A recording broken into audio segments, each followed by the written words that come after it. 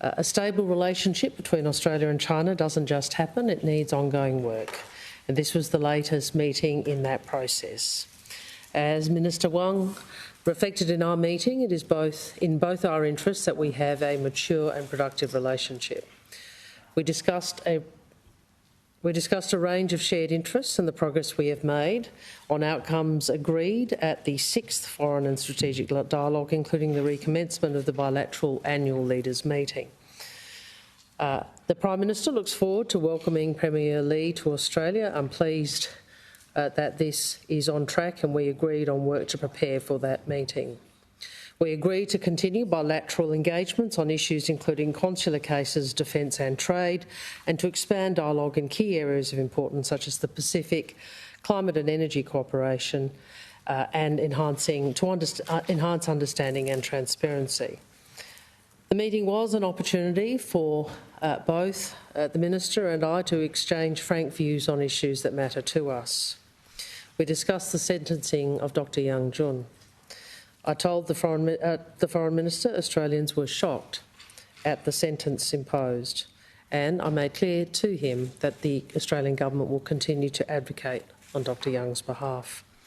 I also raised our concerns about other Australian death penalty cases. As you know, Australia opposes the death penalty in all circumstances for all peoples. I welcome the progress of the removal of trade impediments on barley, wine and other exports, and again reiterated our desire for the removal of remaining impediments on beef and lobster. We discussed recent volatility in nickel markets, and I made the point that predictability in business and trade is in all our economic interests. As you would expect, I raised Australia's concerns about human rights, including in Xinjiang, Tibet and Hong Kong.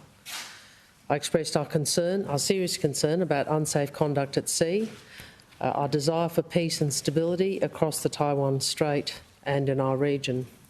I reflected the review of our region as outlined again and underscored again at the recent ASEAN summit about the importance of the South China Sea being governed by international law, particularly UNCLOS. Obviously, these topics underline that we do have important differences. Dialogue enables us to manage our differences.